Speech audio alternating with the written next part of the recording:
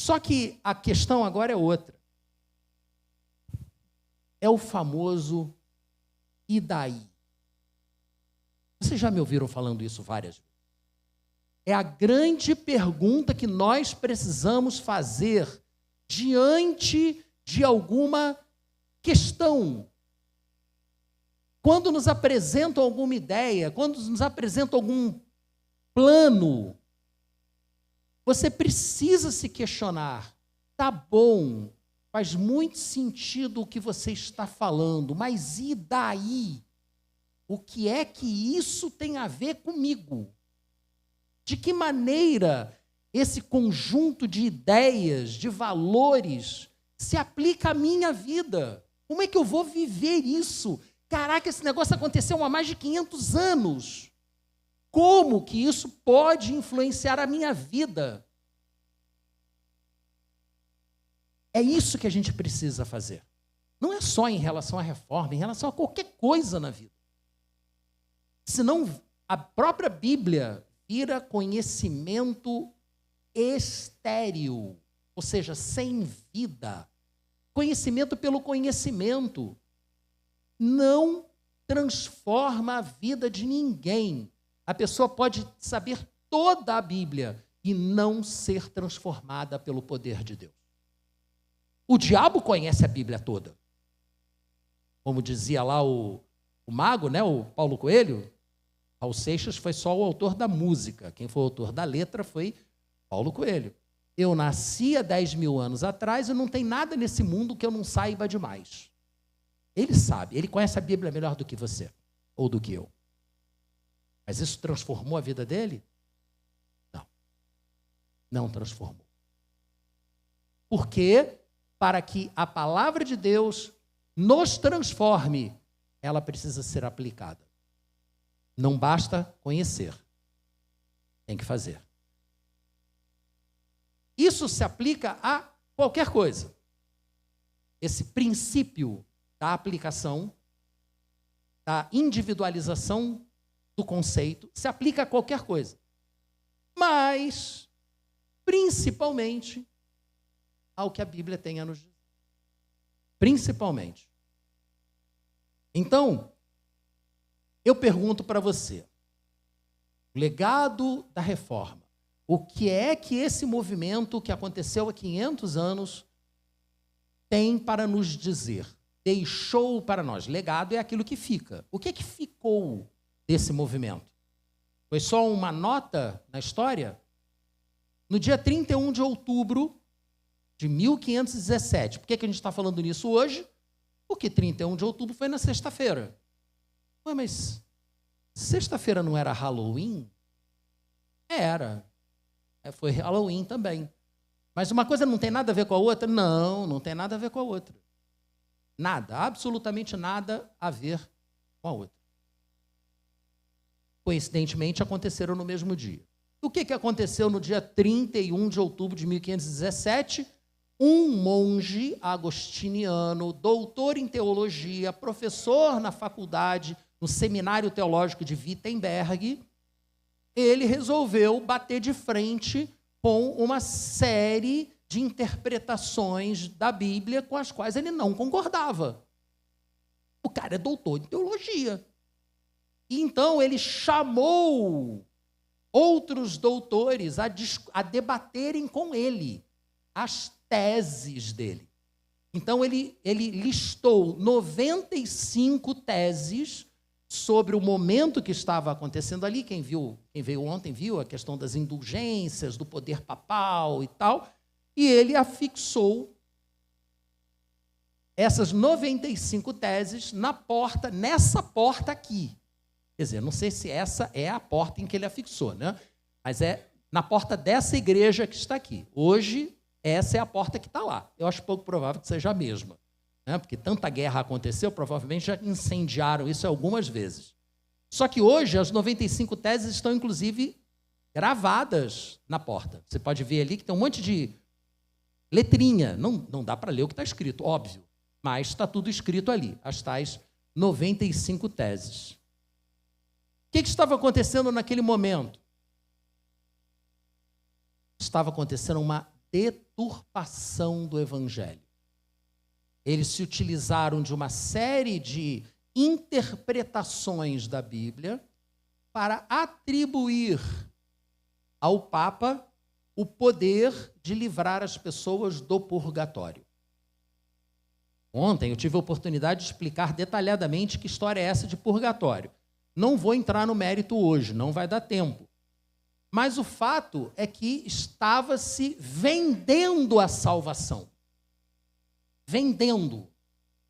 Ainda bem que isso não acontece mais hoje em dia, né? Não tem mais nenhum mercadejador da fé, né? Isso já acabou, né? A reforma veio e acabou essa história, né? Cuidado com os mercadejadores da fé, com os que vendem um lugarzinho no céu, né? Um lugarzinho debaixo do trono de Deus. Vendem, enfim, você sabe, né? Naquela época, esse toma lá da cá era chamado de indulgências. E aí eu lhe pergunto, de que maneira essa ideia de vender um acesso a Deus ou uma saída do purgatório, como é que isso influencia a sua vida? Porque essa é a grande questão. Se foi essa a grande questão que deu início ao movimento chamado Reforma, de alguma forma, isso tem que atuar, afetar a sua vida. Senão você... você é cristão? Sou cristão evangélico. Mas você é católico ou protestante? Aí você...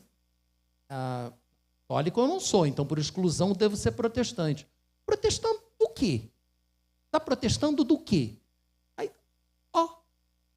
não, gente, a gente tem que ter uma noção do que aconteceu, você não precisa saber os detalhes. Mas, para simplificar, porque isso aqui não é aula de teologia, uma indulgência era o perdão concedido pelo Papa que permitia diminuir o tempo de permanência no tal do purgatório. Aí complica, né? Porque nós aqui, pelo menos, não fazemos ideia do que seja o purgatório. Ouso dizer que nem os católicos entendem isso. Eles apenas ouvem dizer e acreditam que quando morrem, vão para o purgatório para purgar, pagar pelo que fizeram. E aí entra a questão do mérito, das obras. Se você fez boas obras, você vai ficar pouco tempo no purgatório. Se você não fez boas obras, você vai sofrer no purgatório. Tudo um conceito referente a como a elite da igreja, a liderança da igreja, da época, encarava a ideia da salvação. Para a liderança da igreja da época, a salvação, ela vinha pelo simples pertencimento à igreja. Então, quando você levava um bebê para ser batizado, ele se tornava membro da igreja e, portanto, salvo. Mas se todo mundo está salvo e as pessoas têm atitudes diferentes, vai todo mundo ficar igual depois? Aí surgiu a ideia de, com base em textos bíblicos, inclusive, existem eles, de que haverá, e haverá realmente, um julgamento de tudo aquilo que a gente fez. E o texto bíblico fala de um julgamento pelo fogo, provados pelo fogo. Está lá em 1 Coríntios 3, de 11 a 15. E aí decidiram, num concílio lá em Lyon, na França, em 1274, criaram essa ideia de que haveria um lugar intermediário entre a terra e o céu, que não era o inferno, mas seria um lugar de fogo para julgamento. A ideia de um lugar de ajuste de contas pelo fogo. Daí vem essa questão, né? E Lutero é filho desse tempo. Ele vivia essa realidade, né?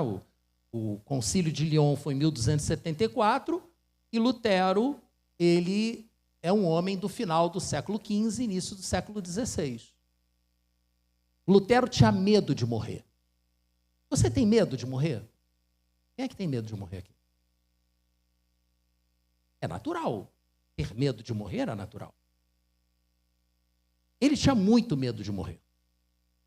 E aí ele se tornou monge, porque ele achava que assim ele ia perder o medo de morrer. Não, só piorou. Porque à medida que ele ia conhecendo as doutrinas da igreja, ele ia ficando cada vez mais inseguro em relação ao que ia acontecer com ele quando ele morresse. Será que ele ia ter que ficar queimando por muito tempo lá no purgatório? Então a vida monástica não ajudou Lutero. Assim como essa vida de seguir regras não ajuda ninguém. Não é seguindo uma regra que você vai ser transformado. É quando você aplica aquela regra na sua vida. Então, ele vivendo num mosteiro, ele ainda não conhecia Deus, ele não conhecia o amor de Deus. E o cara já era padre, monge, e não conhecia o amor de Deus. Mas depois ele conheceu. Quando? Quando tiraram ele do mosteiro, mandaram ele para seminário, para a faculdade de teologia. Lá só aí que ele foi ler a Bíblia, em latim, que era o que tinha na época. E ele, como padre, sabia ler em latim, começou a ler o Evangelho e começou a descobrir que tudo aquilo que estavam falando para ele não tinha fundamento na Bíblia. E aí, meus irmãos, toda essa questão de culpa, de condenação, ela foi colocada em xeque pelo Lutero, e num momento de êxtase, o biógrafo dele fala isso, não comentei isso ontem, num momento de êxtase, ele teve uma experiência sobrenatural de alegria, coisa que ele nunca sentia quando pensava na morte. Só sentia mal, sentia medo. E ele teve alegria, porque ele compreendeu, pela misericórdia de Deus, que a salvação não vem pelas obras, vem pela graça de Deus, mediante a fé. Romanos 1, 16, 17, nós lemos: não me envergonho do Evangelho, porque é o poder de Deus para a salvação de todo aquele que crê. Foi este versículo que destravou a mente de Lutero. Interessante, porque tem vários outros, né? Que são até mais enfáticos. Efésios 2, 8 e 9, por exemplo. Mais enfático ainda, a salvação não é pelas obras, é pela fé, para que ninguém se glorie. Não, mas foi este versículo, ele lendo esse versículo, segundo as palavras dele, é como se as letras estivessem pegando fogo. Um momento de êxtase. E aquilo o libertou. Por quê? Porque o Evangelho, pelo Evangelho, no Evangelho, é revelada a justiça de Deus. Uma justiça que do princípio ao fim é pela fé. Vamos repetir o que está em negrito ali no final? O justo viverá pela fé. Justificado por Deus e vivendo pela fé. Aquilo foi transformador, aquilo foi libertador para ele. Abacuque 2,4 diz: o ímpio está envaidecido, seus desejos não são bons, mas o justo viverá pela fé. Ou seja, Paulo, em Romanos 1, 17, ele está citando Abacuque. E Lutero viu isso. Lutero viu que as palavras de Paulo estavam apoiadas no texto bíblico, na chamada Bíblia hebraica, no nosso Antigo Testamento. Portanto, a salvação, ela não vem das obras, ela não vem do seu mérito, não vem porque você se batizou. A salvação é somente pela fé. Sem fé é impossível agradar a Deus. Não diz isso a palavra? Então, quando você ouvir falar das famosas 5 solas, o que elas são? Elas, na verdade, são afirmações curtas, categóricas, que nos ajudam a entender a lógica do processo para aplicar às nossas vidas. Não adianta decorar as 5 solas e não vivê-las. É isso que a gente tem que fazer. Viver, colocar em prática. A salvação é pela fé. Mas fé no quê? Onde você coloca a sua fé? Ora, o versículo mais importante, mais conhecido da Bíblia, João 3,16. Vamos ler juntos? Porque Deus tanto amou o mundo que deu seu Filho unigênito para que todo o que nele crer não pereça, mas tenha vida eterna. Glória a Deus por isso. Glória a Deus. É nisso que a gente tem que ter fé, nessa afirmação da palavra de Deus. Mas a fé, então, é depositada em quem? Na igreja? Em quem que é depositada a sua fé? Vamos lá, gente, em quem? Em Cristo. Por isso que o segundo sola é solus Christus.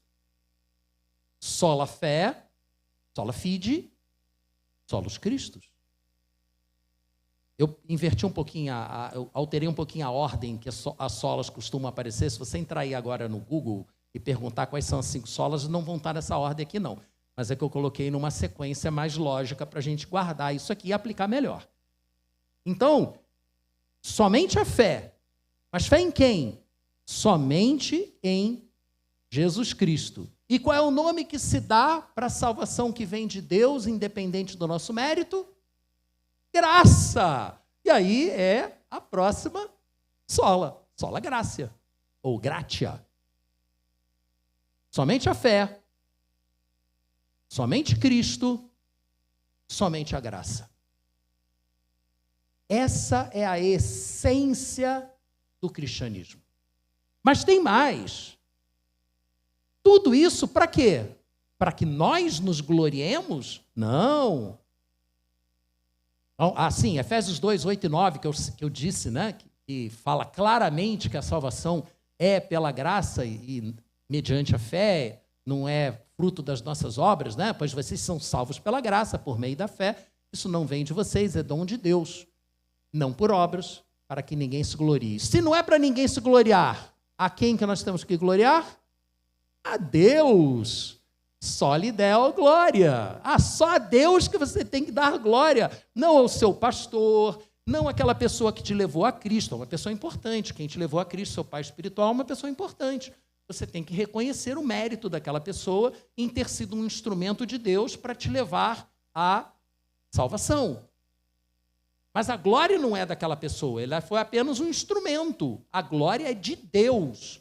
Toda a glória é de Deus. A igreja é dele.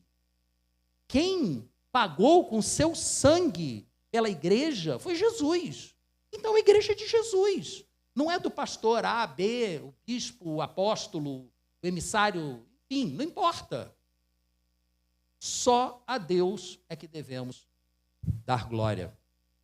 E, finalmente, ao defender essas ideias, né, Lutero acabou entrando em conflito com a liderança da Igreja Católica. As opiniões dele foram desafiadas pela igreja, ele entrou em vários debates, mas ele ficou fiel à sua interpretação. Por que ele conseguiu ficar fiel, firme na sua interpretação? Porque ele só utilizava uma referência. Adivinhem qual? As Escrituras. E aí, sola Scriptura.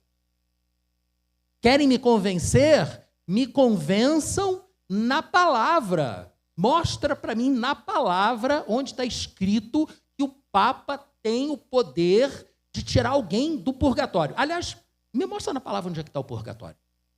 Ele fez isso e ele deixou todo mundo... ninguém conseguia debater com ele. Há controvérsias, mas eu não vou entrar no mérito. O fato é que, lá em 1521, na dieta de Worms, né, quem veio ontem pôde ver isso, foi bacana, eu gostei muito. Primeira vez que eu vi o filme eu não tinha gostado não, mas dessa vez eu gostei. Na dieta de Worms, o Lutero se posicionou ali e disse uma frase muito legal, né? Veja, uma contextualização rápida aqui. A igreja, na época, não passava a mão, não. Passava pano, não. Passava fogo. 100 anos antes, um outro reformador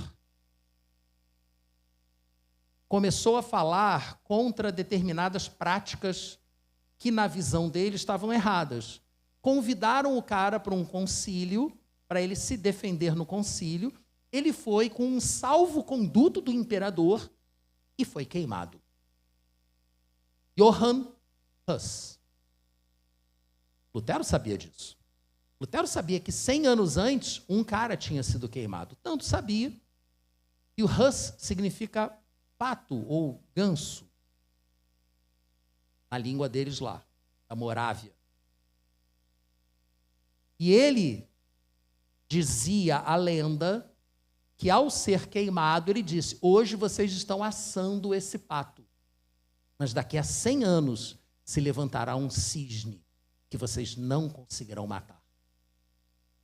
Qual era o símbolo que Lutero usava para representá-lo? Um cisne, é claro. Ele se afirmava indiretamente como o foco daquela profecia de Huss. Então ele sabia perfeitamente que, se ele não renunciasse às suas ideias, ele poderia ir parar na fogueira também. Ele sabia que isso poderia acontecer. Mas ele não pôde negar a si mesmo.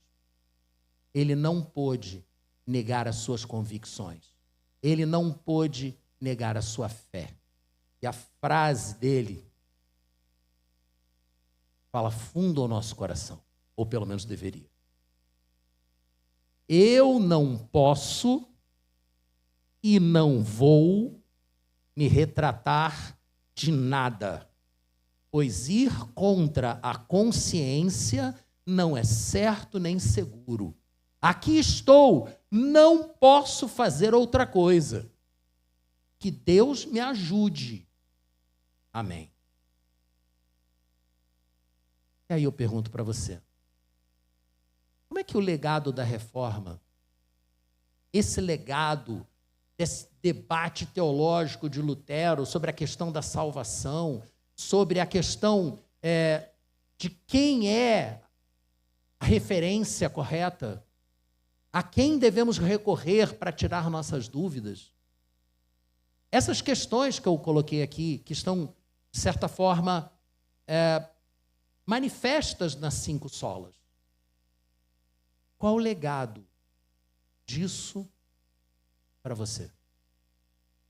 Como você pode trazer isso para a sua vida? Salvação é pela graça mediante a fé somente em Cristo, como único e suficiente Salvador, amparado apenas pelas Escrituras e para a glória de Deus. Essa é a nossa identidade como cristãos. Olha as 5 solas aqui. Eu as coloquei numa frase. Não coloquei em latim. Não sei escrever em latim. Mas a ideia está toda aqui. A salvação é pela graça mediante a fé somente em Cristo, como único e suficiente Salvador, amparado apenas nas Escrituras e para a glória de Deus. Essa é a nossa base doutrinária inegociável. Não tem atalhos. Essa é a nossa identidade como cristãos. E aí, meus irmãos, a palavra cristão significa ser semelhante a Jesus, ser um imitador de Jesus. Mas na nossa jornada, como peregrinos nesse mundo, a caminho da vida eterna, junto com o nosso Deus e Pai, o nosso Criador, nem sempre nós vivemos essa realidade em nossas vidas. Nem sempre nós adotamos para nós essa frase, o sentido dessa frase. Nem sempre.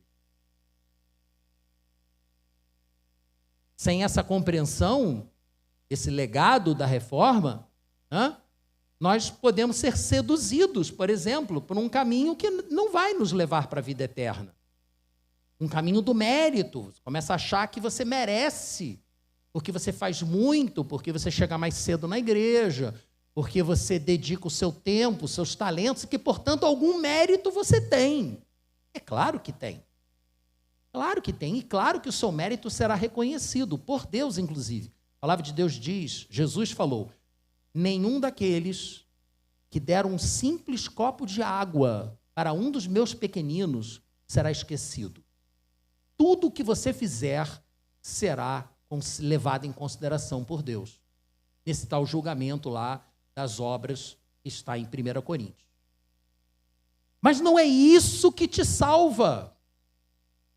Isso é para galardão, que é uma história que a gente não entende muito bem. Parece que nem no céu vai ter igualdade. Então, esse negócio aí de fazer igualdade, todo mundo igualzinho, não existe. Ninguém é igualzinho e nem no céu a gente vai ser igualzinho. Tá? Não vai ser fila única lá na frente, no palco, não. Vai ter gente que vai estar lá em cima, lá longe. Só vai ver Jesus no telão, entendeu? Porque, é como dizia um pastor que nos casou, há pessoas que entrarão no céu sob uma chuva de vaia. Mas entrarão, porque creram. Né? Acontece. Mas quando nós não vivemos essa realidade, não aplicamos o legado da reforma às nossas vidas, nós nos tornamos hipócritas. Porque dizemos uma coisa e vivemos outra. E essa hipocrisia não passa desapercebida às pessoas, não. Consta que Gandhi disse para um grande amigo dele, que era pastor metodista? Eu acho que era metodista. Chegou para esse amigo dele e disse que gosto muito do seu Cristo. Uma pena que eu não veja ele naqueles que se dizem cristãos. Se visse, talvez também o seguisse. Pode ser só uma desculpa, mas o fato é que é real. Nós atrapalhamos a ação do Espírito Santo quando damos um mau testemunho de quem nós somos. Essa quantidade imensa de políticos que se dizem pastores e são corruptos até a medula dos ossos. Isso é um péssimo testemunho. Política, quando chega no púlpito, já era, amigo, já corrompeu. Corrompeu, e aí a coisa só vai ladeira abaixo. Nós, como cristãos, somos cidadãos e nós temos o direito de nos posicionar politicamente como cidadãos e devemos participar ativamente da vida em sociedade. Mas púlpito não é lugar para isso. Púlpito é lugar para pregar a palavra de Deus, para levar as pessoas à transformação. E quando as coisas mudam, problemas acontecem. Obras são necessárias, sim, mas elas devem ser uma consequência da sua transformação e não a causa da sua transformação. No outro extremo, então temos num extremo pessoas que acham que só as obras é que são importantes. E é um ponto de vista que eu julgo desequilibrado. E, por outro lado, você tem gente que acha que não tem que fazer nada. Não, a salvação é pela fé, pela graça, mediante a fé, não tem que fazer mais nada. Já estou salvo e agora eu vou para a vida. E no final eu vou me dar bem. Eu acho um equívoco. Eu acho que não vai dar certo. Porque Tiago disse claramente, né? Você tem fé? Então prova a fé que você tem pelas suas obras. Porque se a sua fé não se produz, não se apresenta sob a forma de obras, a sua fé é morta. Você acha que a fé morta vai ser capaz de te salvar? Isso é Tiago falando. O cara era irmão de Jesus. A gente tem que prestar atenção no que ele está falando. Aliás, Lutero não gostava de Tiago. Tá? Só para vocês saberem. Ele falou que se dependesse dele, ele não colocava o livro de Tiago da tradução que ele fez do grego para o alemão. Eu não gostei desse livro. Por quê? Porque há uma ênfase de que, sim, a salvação é pela graça, mas, pela fé, né? Pela graça mediante a fé, mas essa fé tem que se demonstrar viva, verdadeira, atuante. Então, no extremo, tem gente que acha que é só uma questão de mérito. No outro extremo, tem gente que acha que é só uma questão de fé. Não, gente, nós precisamos buscar o equilíbrio. Esse é o grande legado da reforma. Crer para ser transformado e, por ser transformado, agir, atuar, fazer a diferença. A igreja medieval se desviou dos caminhos do Senhor. Lutero queria trazê-la de volta, reformá-la, trazê-la para a palavra de Deus. E esse é o significado da reforma. Aí eu te pergunto, para encerrar, quais caminhos precisam ser corrigidos? O que você precisa reformar na sua vida? Conforme lemos no Provérbio 24:3, que o Senhor te dê sabedoria para prosseguir na construção desta casa que é a sua vida, morada do Espírito Santo, e também lhe dê discernimento para consolidar essa construção, para reformar sempre que for necessário, como nós reformamos o muro ali do lado de fora. Poxa, mas já tinha pintado, só tinha 1 ano que tinha pintado. Sim, e por conta disso eu não vou cuidar? Não, cuidar. Então, nós precisamos que Deus nos dê sabedoria para prosseguir na construção da casa que é a sua vida. Você precisa da sabedoria de Deus para construir a sua vida segundo a vontade de Deus para você, segundo o propósito de Deus para você. Você precisa da sabedoria. Eu também, todos nós. Você precisa de discernimento. Não é a mesma coisa? Não. Sabedoria é saber o que tem que fazer. Discernimento é saber como você vai fazer. É o que e o como. Os dois têm que estar juntos. E é sobre isso que eu quero orar com você.